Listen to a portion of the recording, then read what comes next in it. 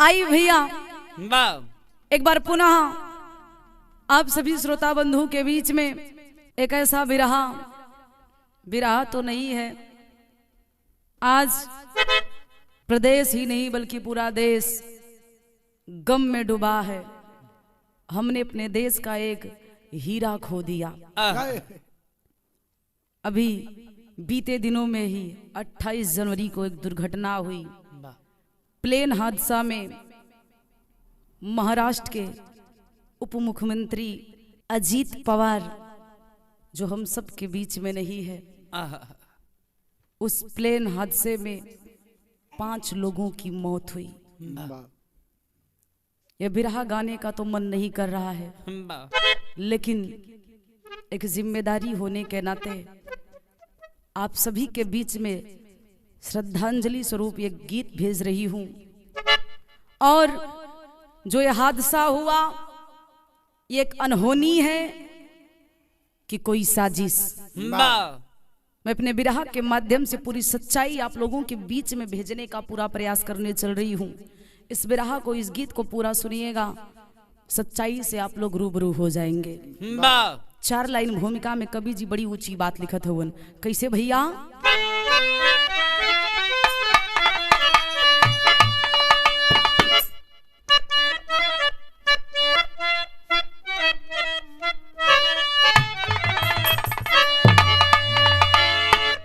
कि रो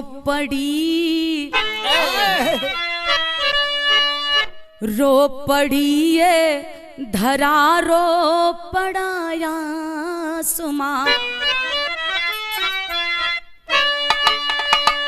रो पड़ी ये धरा, रो पड़ाया सुमा, रो पड़े सा नेता प्रणेता यहाँ, कौन जाने कहाँ कब मौत है किसको, हो नहारी न टलती कभी भी यहाँ, दिल द्रवित हो गया जब खबर है मिली,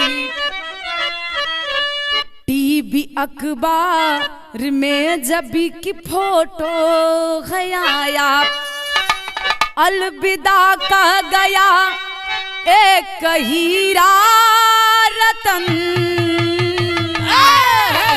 गम के बादल है चौतरफा भारत में छाया।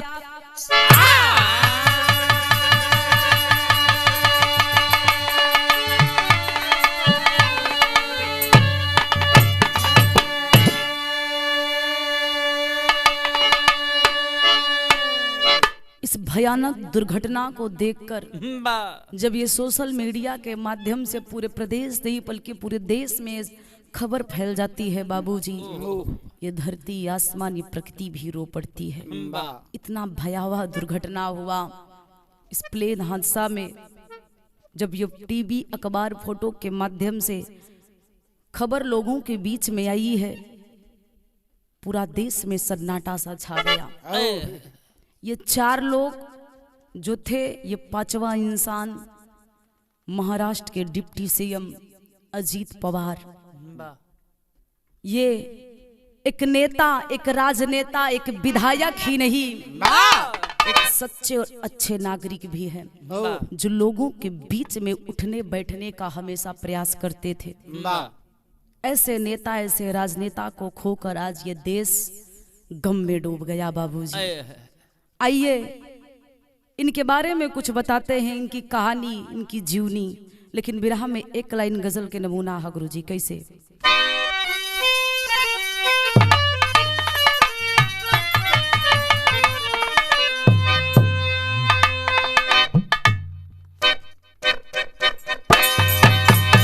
क्या बात।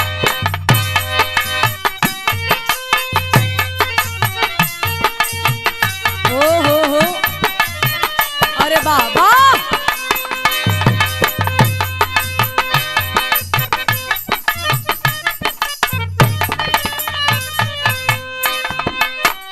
बड़ी पुरानी गजल है। यही होती है लेखनी, जैसा बिरहा वैसी गजल। कितनी सुंदर गजल हमारे गुरुजी ने लिखा है। कैसे भैया कि गर तुम न रहोगे तो वफा कौन करेगा, अरे गर तुम न रहोगे तो वफा कौन करेगा।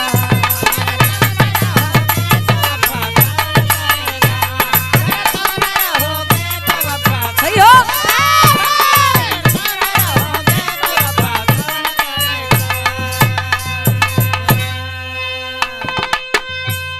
गर तुम न रहोगे तो वफा कौन करेगा,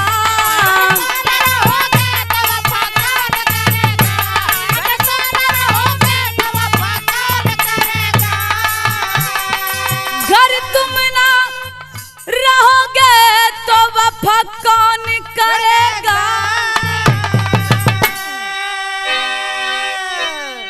तेरे बगैर जी के भला कौन रहेगा।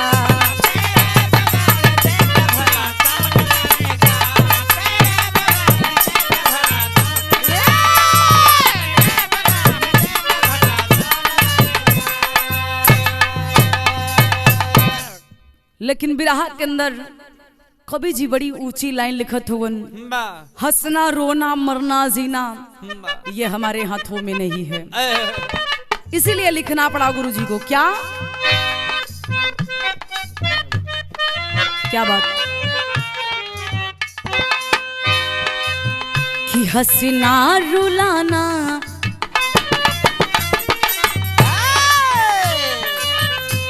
हंसना रुलाना आपके हाथों में है विधना।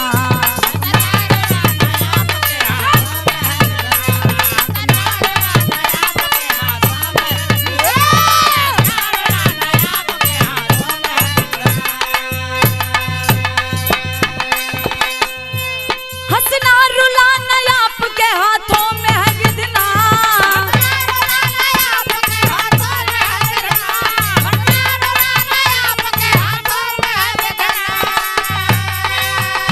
हंसना रुलाना आपके हाथों में है विधना। राजा हो रंग राजा यो रंग दोनों के है साथ में विधना।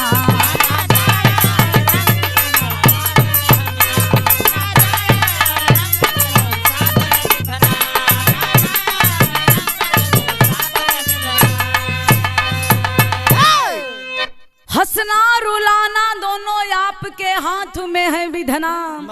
राजा और रंग दोनों के साथ में है विधना। राजा के साथ में विधाता का लिखा हुआ विधि का विधान है, और जो रंग बना है उसके ही भाग्य में विधि का ही लिखा विधान बना है। इसलिए कवि जी को लिखना पड़ा। कहानी की शुरुआत यहीं जा सेवा गुरु जी नज़म में कहना हो।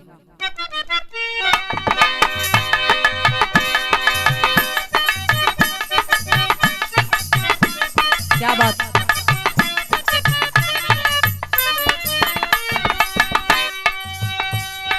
आना यो जाना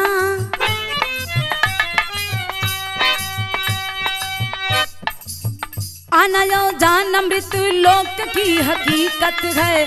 आना यो जाना मृत्यु लोक की हकीकत है। यही तो प्रकृति की सच्ची ये नसीहत है।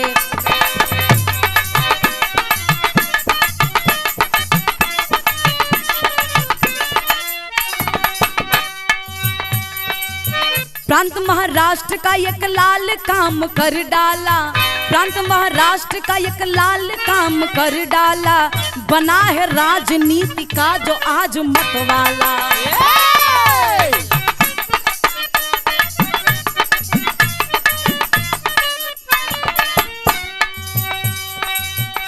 कि 22 जुलाई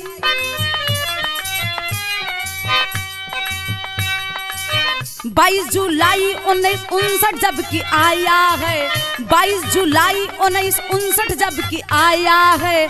आशा ताई पवार घर में खुशी छाया है।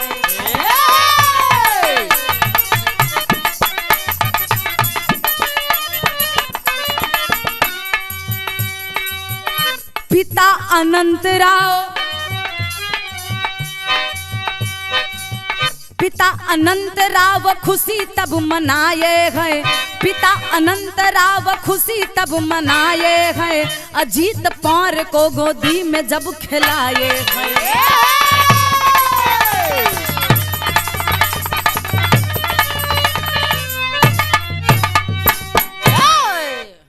ए भैया कहानी कितनी लोग समझ ली।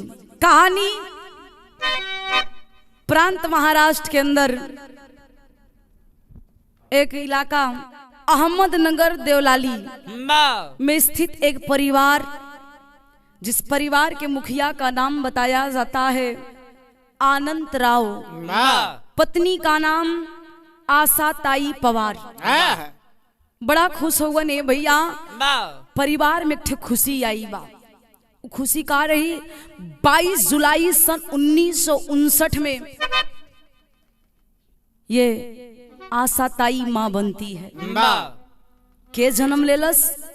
बड़ा होनहार वीर जेकर नाम बतावल गई अजीत पवार। अजीत पवार का जन्म हुआ 22 जुलाई सन 1959 में। धीरे धीरे लालन पालन भई ने भैया, बड़ भइलन, बचपन से इनकर मन राजनीति में लग गई। धीरे धीरे सयान भइल हुवन तो इनकर पूरी तरह से मन राजनीति में लगल है। कैलन का भैया बिरहा में एक लाइन तर्ज हो।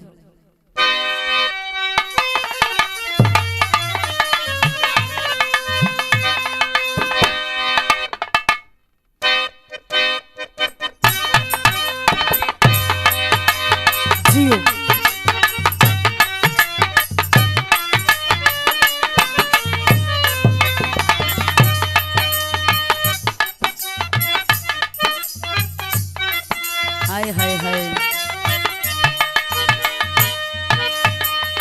बड़ी सुंदर गीत बा।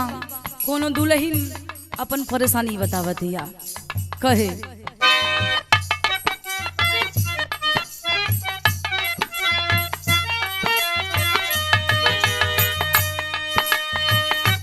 कि रतिया बलमुआ दिहलस गारी,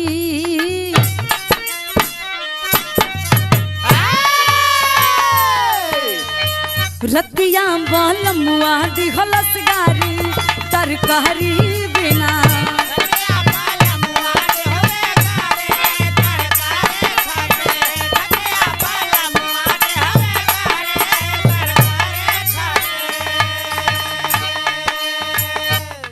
तर्ज है।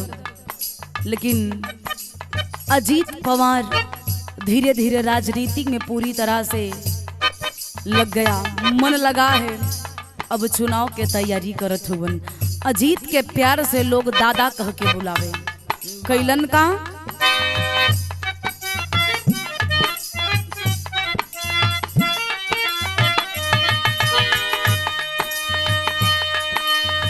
धीरे धीरे भइले जब सयनवा,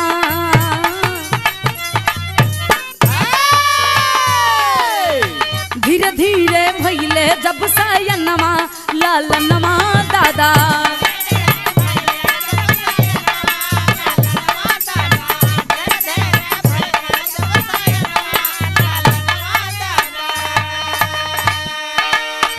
आई हो, लालनवा दादा आई हो, लालनवा दादा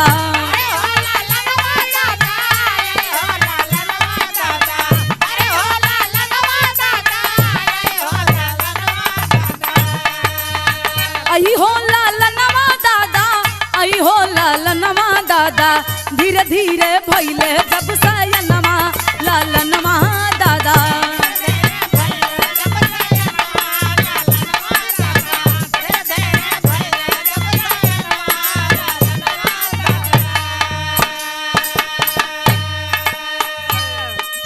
राजनीति में मन लगा है, सोच रहे हैं क्यों ना हम चुनाव लड़े।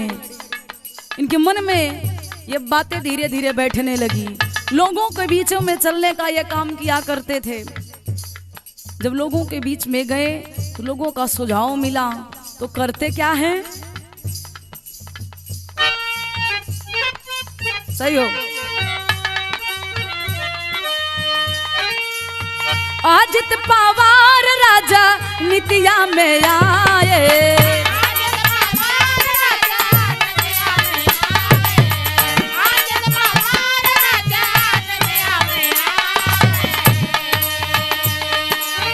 जनता के बीच अपन छवि बनाए,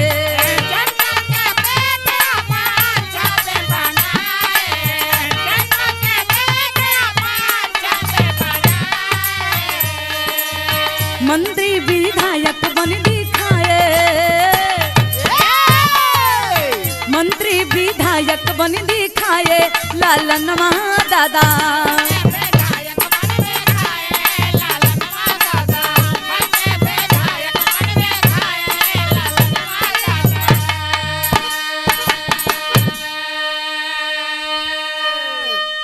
ए बाबू, आखिरकार अजीत पवार लोगों के बीच में जब चलने लगे तो अपने विधानसभा से विधायक कई बार बने, मंत्री कई बार बने, लेकिन मन बढ़त रह गई। ए बाबू, अपने भाई के साथ में राजनीति में अड़े रहे। आज जिनके भाई हैं शरद पवार, एनसीपी पार्टी के नेता, उनके साथ में ये जुड़े रहे, कई बार चुनाव लड़े, जीते भी। यहाँ तक बताया जाता है कि लगभग ये 7 बार उप मुख्यमंत्री रहे। लेकिन 2023 में एक ठे निर्णय लेलन के अजीत पवार कैलन का भैया बिरहा में तर्ज लग गई।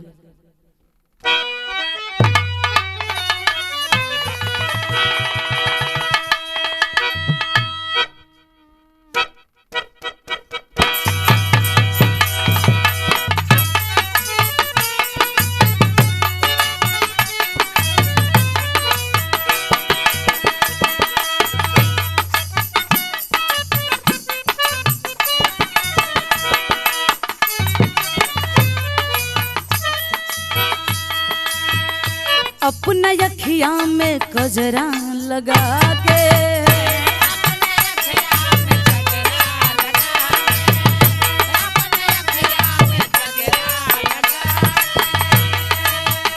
रखनी गजरा में साड़ी लटका के,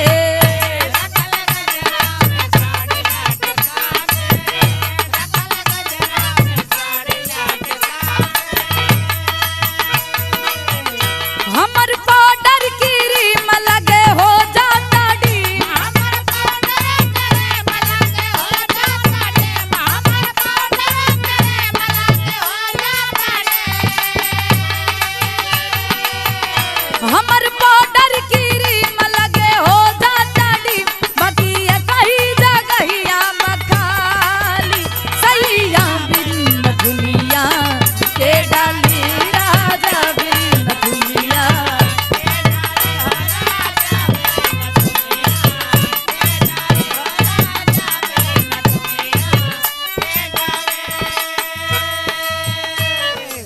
ए बाबू, आज अजीत पवार 2023 में अपने चचेरे भाई का साथ छोड़कर एक नई पार्टी में सम्मिलित होते हैं। अजीत पवार 2023 में इनके दिमाग में पता नहीं क्या आया, ये एनडीए में शामिल हो गए और करते क्या हैं,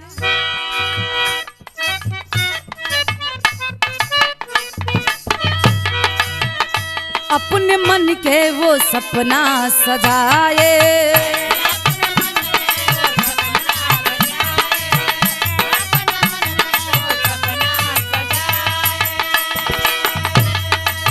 हाथ जेपी से झाके मिलाए,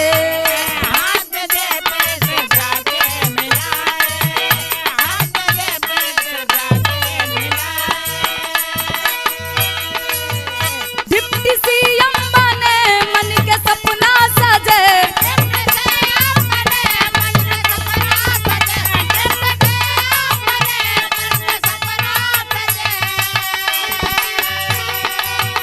डिप्टी सीएम बने मन के सपना सजे, राज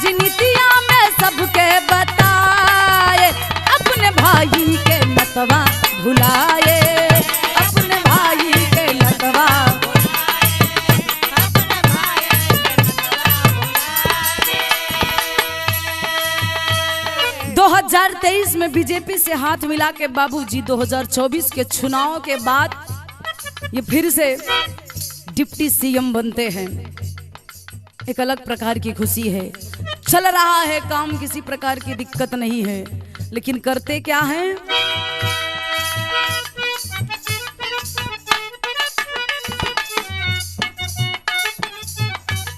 क्या बात, क्यों ना जाने किस्मत के ये खेला, कब छूट जाई दुनिया के मेला।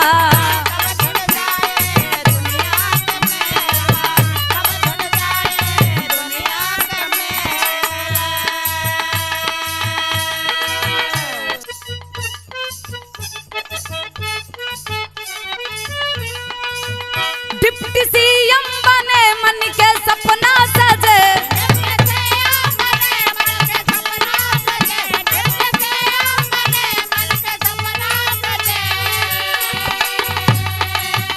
डिप्टी सीएम बने मन के सपना सजे, सुबह वाली किरनिया ये छाए, अपने भाई के नाता भुलाए।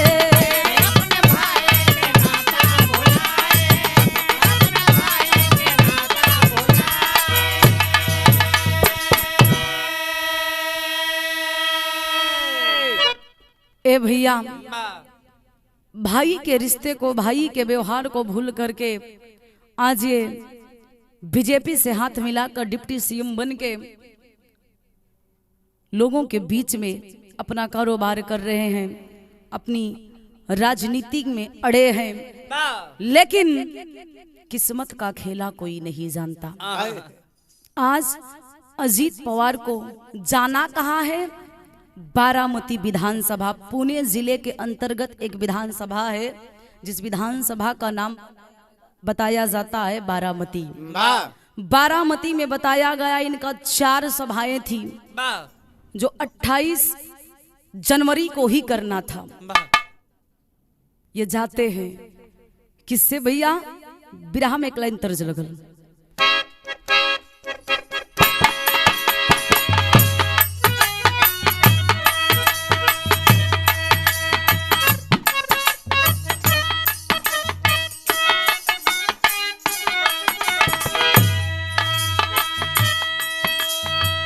पिया परदेस गईले,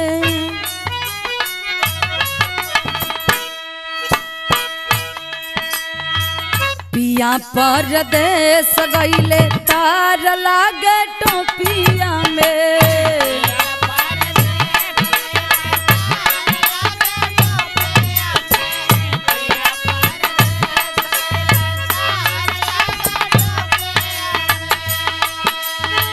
तार लागे टोपिया, सितार लागे टोपिया में।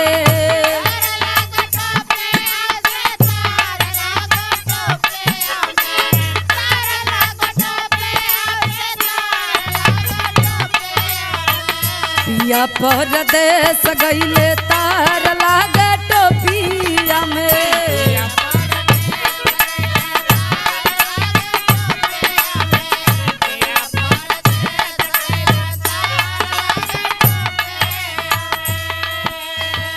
ए बाबू, 28 जनवरी के सुबह के टाइम हो, पहुंचलन कहाँ? मुंबई शिवाजी इंटरनेशनल एयरपोर्ट बताया गया। वहां पे अजीत पवार पहुंचते हैं और कैलन का भैया,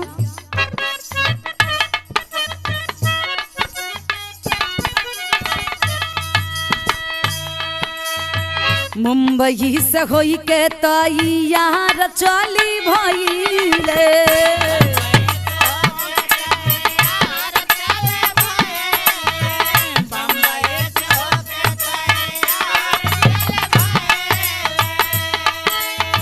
मन के सपनावा सजाई चली भइले।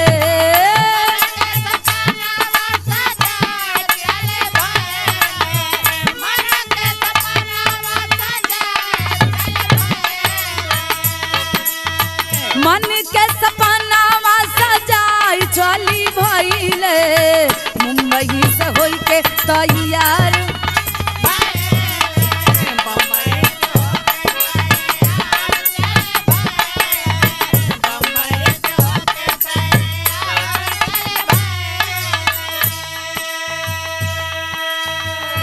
यही है किस्मत, किसको कहाँ किस राह पे ले जाकर खड़ी कर देगी बाबूजी।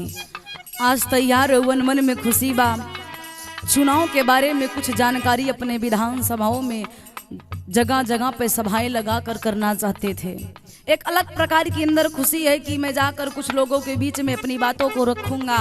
विचार कर रहे हैं, विमान में बैठते हैं, अभी कोई प्रकार की दिक्कत नहीं है, लेकिन होनी को कोई नहीं टाल सकता। होता क्या है,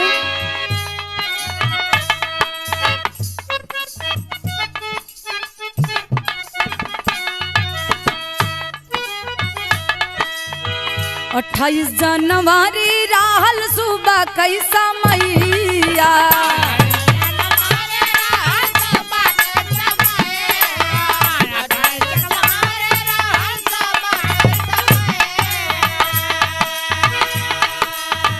एयरपोर्ट शिवाजी पे आए अजित भैया,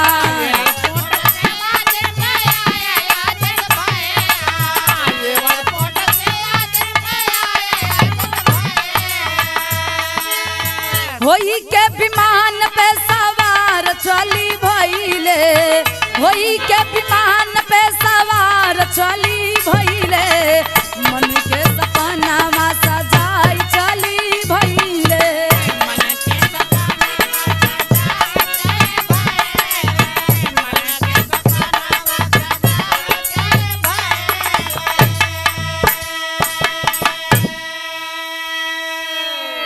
ए बाबू, विमान ये एयरपोर्ट से उड़ान भरल, मन में खुशी बा, बैठल हुआ एयरपोर्ट पे। विमान में कितना लोग बैठलन, 5 लोग।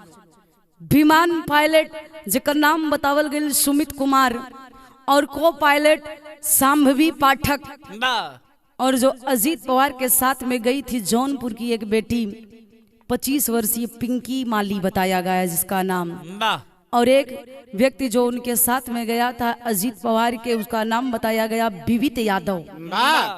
ये 5 लोग उस विमान में सवार होके चल देते हैं। मात्र कुछ है दूर पे गइल रहे विमान। मन में सपना बा, 5 लोग एक दूसरे से अपन अपन परिचय करत हुवन, बतियावत हुवन, लेकिन बाहर विधाता तुम्हारी खेला। आज भइल का भैया, भाव बदल गए।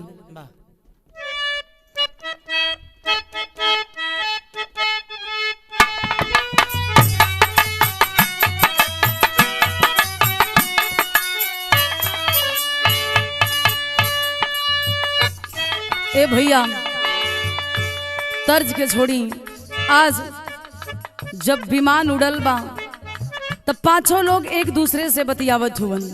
कैलन का,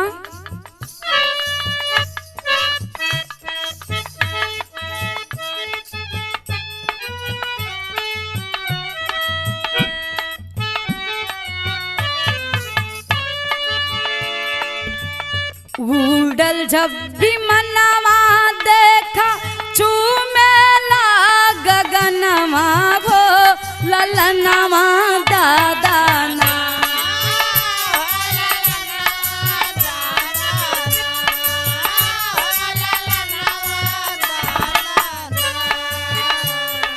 मन में सहजय लाख सपनवा हो ललनवा दादाना।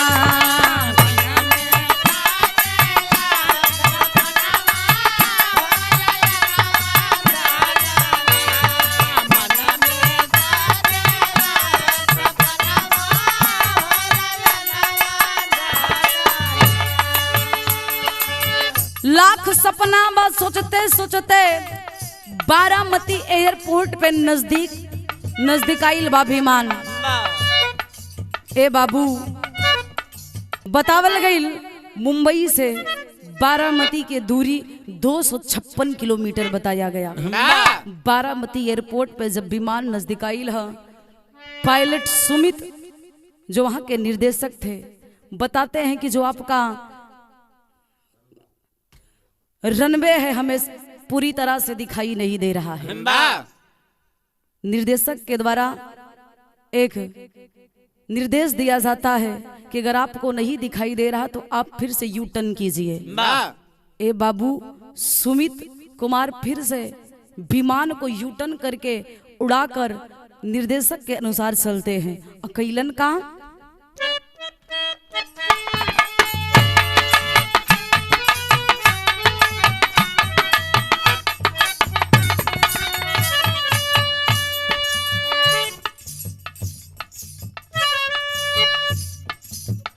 बारामती एयरपोर्ट पे पहुँचल जा विमानवा बोलना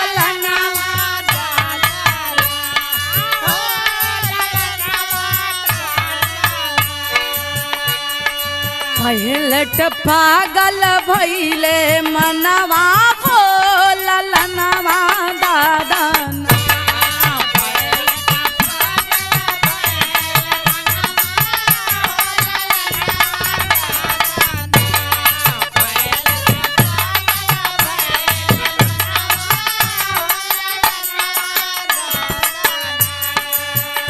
वो निर्देशक बताता है कि आपको 21 नंबर रनवे पे प्लेन को उतारना है। सुमित बताते हैं कि हमको आपका 21 नंबर रनवे नहीं दिखाई दे रहा। यू टर्न करके फिर से उड़ान भरते हैं। कुछ दूरी पे जाने के बाद निर्देशक कहता है कि आपको कुछ दिखाई दे रहा है, तो बोलते हैं कि हाँ सर हमें दिखाई दे रहा है। लेकिन निर्देशक बोलते हैं कि आपका जो रनवे था वो 21 नंबर पे नहीं उतरना है, आपको 11 नंबर पे उतरना है। फिर से विमान नीचे आवत है भैया, 11 नंबर पे ना आके एक दुर्घटना हो गई बिचवा में। कैसे?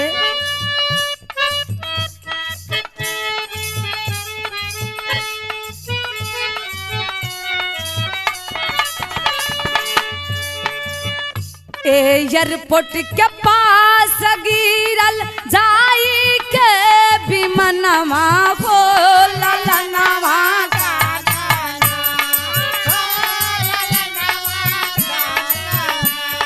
लोगवा दौड़े भरी के नया नवा बोलनवा दादाना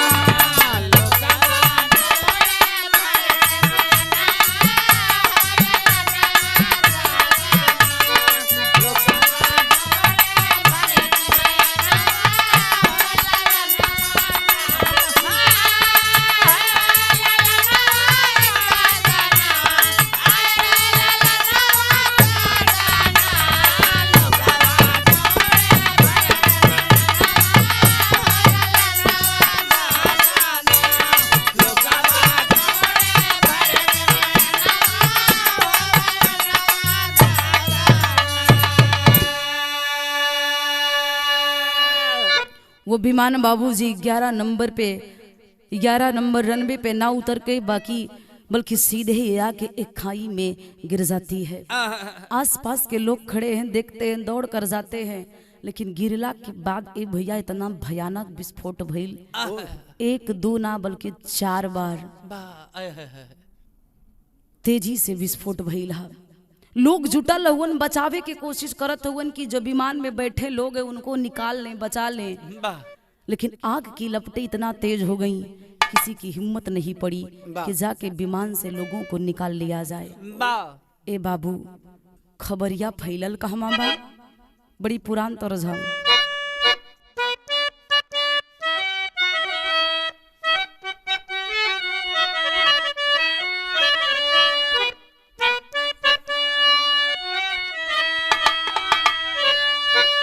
अजीत के घर पे जब खबर जाती है, उनके दोनों बेटे, उनकी पत्नी, पूरा परिवार आज बिलख रहा है। याद कर रहे हैं अपने पिता को, अपने पति को, और कहते क्या है भैया?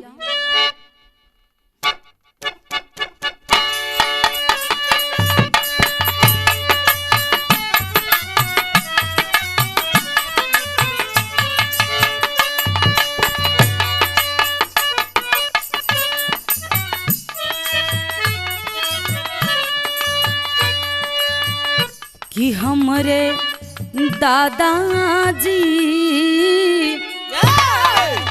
कि हमरे दादाजी हर कहवा गईला हमर से मुहवा मोड़, हमारे दादाजी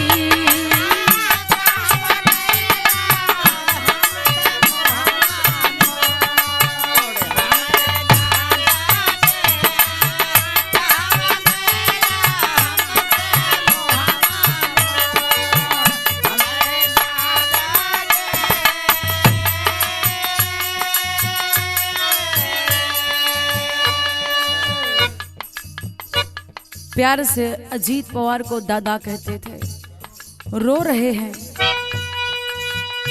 उलैकन के दशा कैसन बा भैया।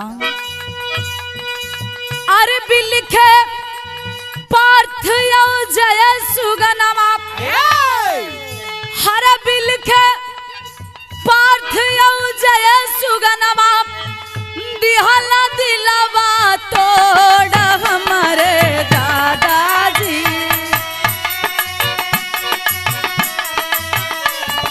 हमारे दादाजी कहवा गईला हमसे मुहवा मोड़, हमारे दादाजी।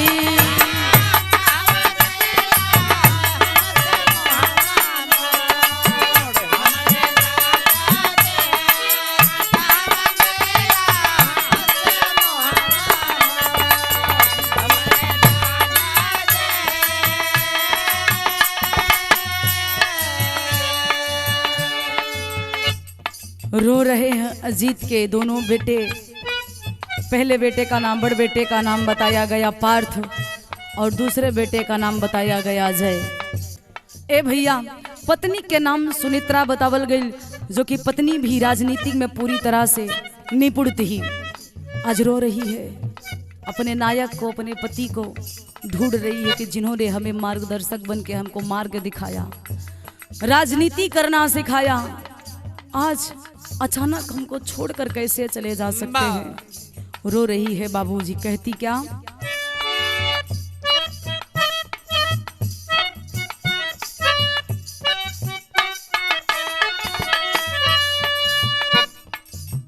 टीवी पेपर सब चिल्लाए, नेता सब पगलाए हो।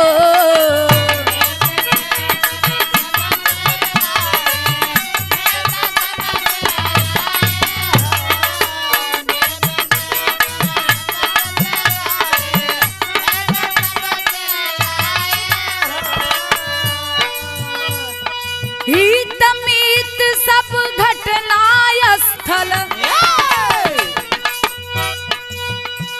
अरे हित मीत सब घटना स्थल, हर पहुँचे गए बिल खाए हमारे दादा।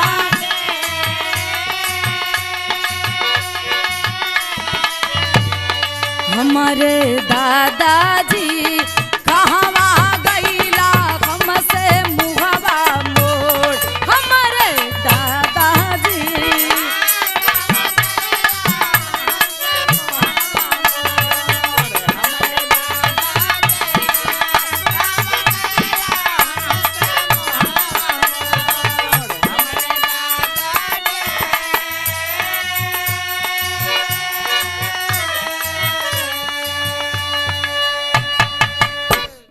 परिवार ही नहीं बल्कि हित मीत संगी साथी नेता प्रणेता, जितने भी लोगों के कानों में आवाज गई, सभी की आंखों से आंसू आ गया। क्योंकि बहुत डिप्टी सीएम हुए, बहुत विधायक हुए, बहुत मंत्री हुए, लेकिन अजीत पवार के अंदर एक अलग ही छवि थी, एक अलग ही उनकी क्वालिटी थी।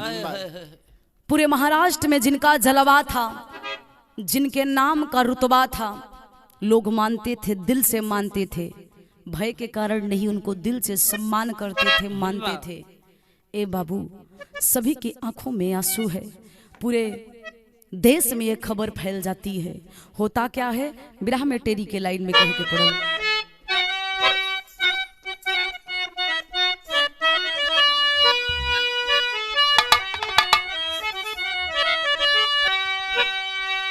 अरे राजनीतिया,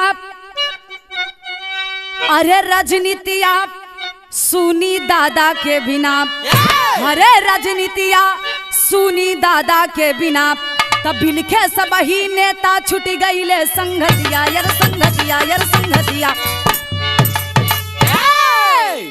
राजनीतिया सुनी दादा के बिना, बिलखे सब ही नेता छुट गईले संगतिया, राजनीतिया सुनी दादा के बिना।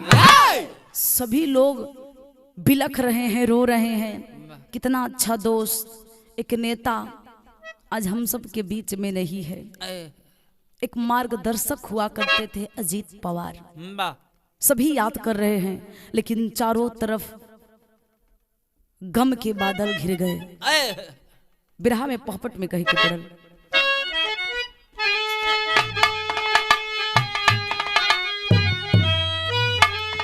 हरे चारों ओरिया मचिगा हाहाकार पवार दादाजी।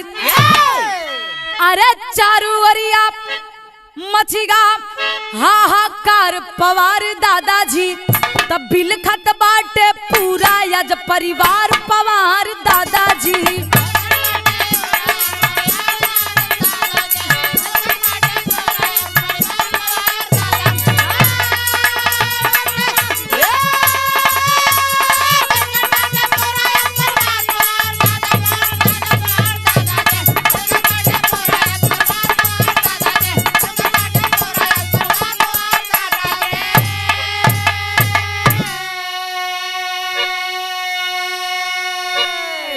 पक्ष विपक्ष के नेता सबही घटना स्थल आए हो, और सबके आंखें नम हो गईली, आंसू नहीं रुक पाए हो। जितने भी पक्ष व विपक्ष के नेता थे, जिनको खबर मिली, जो एयरपोर्ट पे पहुंचे थे रिसीव करने के लिए, आसाना के हादसा देखकर सहम सा गए बाबूजी। सबकी आंखों के आंसू रुकने का नाम नहीं ले रहे हैं। ए भैया, सबके दिल से चीख पुकार निकल रही है कि ये क्या हो गया, गजब हो गया, भगवान ने गजब कर दिया। ए बाबू, लोग रोवत हुवन, बिलखत हुवन, याद करत हुवन, काहे उनका अंदर इतना बढ़िया क्वालिटी रहल। यही से कवि जी के लिखे के पड़ल अल्लाह में।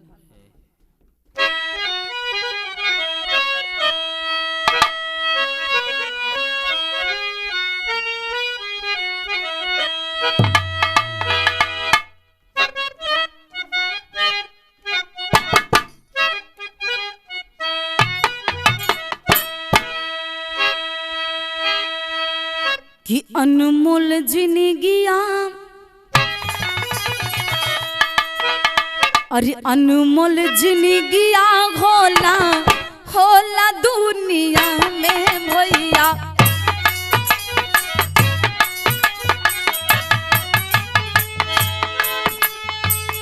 विधि के विधान के ऊ कैसे लोग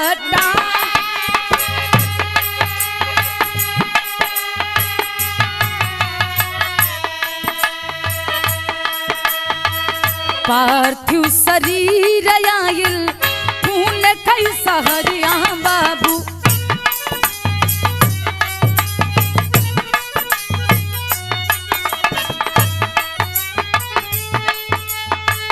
बारमती बाटे जहाँ घरवा,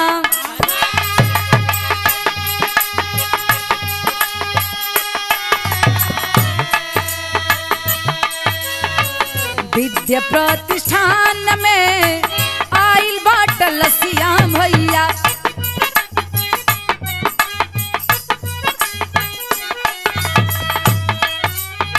राज की सम्मान के तब कैले उस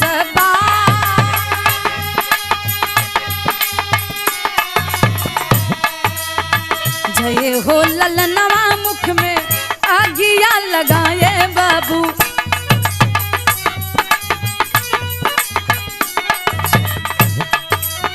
झर झर नया नहवा से बरसत बाबूलो।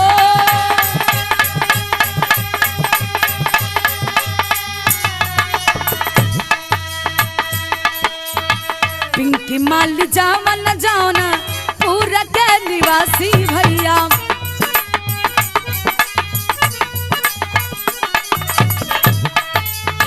तहसील के राकत गाँव भैसापुर का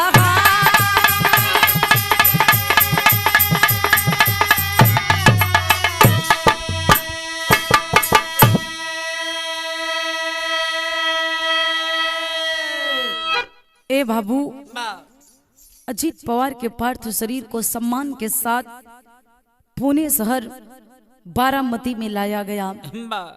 विद्या प्रतिष्ठान में जब ये लाश आई राजकीय सम्मान के साथ आज अजीत का बड़ा बेटा जिकर नाम जय बतावल गई, जय अपने पिता को मुखाग्नि देकर आंखों से आंसू बह रहा है। दुख है कि मेरे पिताजी थे, मुझे कोई दिक्कत नहीं थी, ना कोई टेंशन था। ए भैया, जकरा सर पे पिता के हाथ होला वो दुनिया में कोई भी, दुनिया की कोई भी ताकत उसे हरा नहीं सकती। जय रोवत हो अपने पिता के मुखाग्नि देके, लेकिन वही विमान में एक ठो लेडीज जौनपुर की शेरनी जेकर नाम पिंकी माली बतावल गई। जौनपुर जिला के अंतर्गत केराकत तहसील गांव के नाम भैसापुर बतावल गई। एक गरीब परिवार से पली बड़ी आज पिता का नाम रोशन कर रही है। बताया जाता है, ये लोगों के द्वारा सुनने को मिला कि उसके पिताजी, जो पिंकी के पिताजी थे, वो ऑटो ड्राइवर थे। ए बाबू, जवन पिता इतना गरीबी झेल के अपने बिटिया के पढ़ा लिखा के इतना बड़ा अधिकारी बना के और कुछ ही समय में अपने हाथे से अपने बिटिया के मुखाग्नि दे, वो बाप पे का बीती। जौनपुर केराकत तहसील ही नहीं, पूरा देश आज पिंकी के लिए रो रहा है। ए बाबू, ये होनहार लड़की जो कुछ ही समय में इतना बड़ा नाम करके इस दुनिया को छोड़कर चल गई, आज पूरा जौनपुर ही नहीं पूरा देश रो रहा है। ये उस परिवार की वेदना है जो अपने बेटी के लाश को देख रहे हैं, जिसके नाम से वो लोग गर्व किया करते थे कि हमारी बेटी आज इतना बड़ा ओहदा पे है, इतनी बड़ी अधिकारी बन गई है, हमें अब कोई चीज की दिक्कत नहीं। ये दिल का दर्द है बाबूजी। करती क्या है, उस परिवार के लोगों की स्थिति क्या है, कवि जी को लिखना पड़ा खड़ी के भाव में।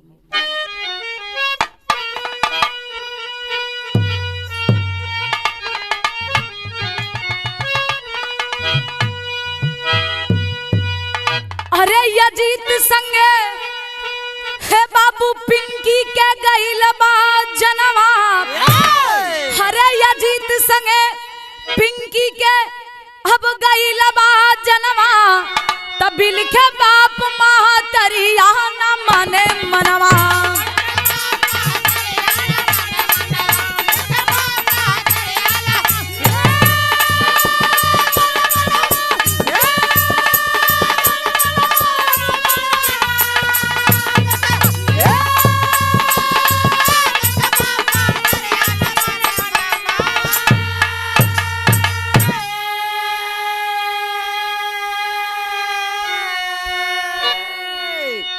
शिव कुमार टैक्सी चालक के पिंकी बेटी हिनिया, हर बाबू माई के सतवा छोड़ गईली दुनिया।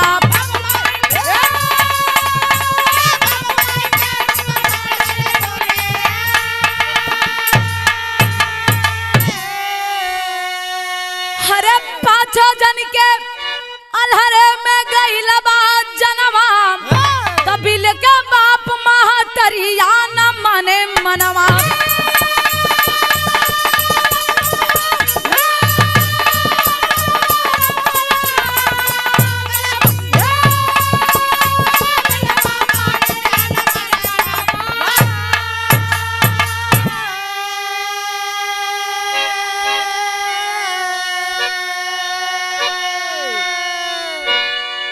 ए बाबू, पिंकी के पिता के नाम बतावल गई शिव कुमार टैक्सी चालक, जो टैक्सी चलाकर अपने बेटी को इतना बड़ा अधिकारी बना दिए। आज वो बेटी इस दुनिया से विदा हो गई। ए बाबू, वो बिटिया ही ना, उन्हें 5 जन के बड़ा दर्दनाक मौत भइल बा। हमरे पास शब्द नहीं खे, लेकिन इस गीत के माध्यम से उन 5 मृतक आत्मा को गीत के माध्यम से सच्ची श्रद्धांजलि अर्पित करते हुए ईश्वर से ही कामना है उनको ऊंचा स्थान मिले और उस परिवार को इस दुख से उभरने की क्षमता प्रदान करे। अंतिम और आखिरी में कहना पड़ा,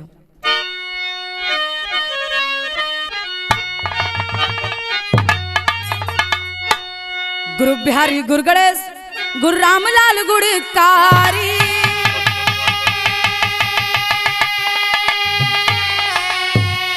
हरे स्वर्ग बसे चंद्रिका रामदेव, गया बाग सवारी हो।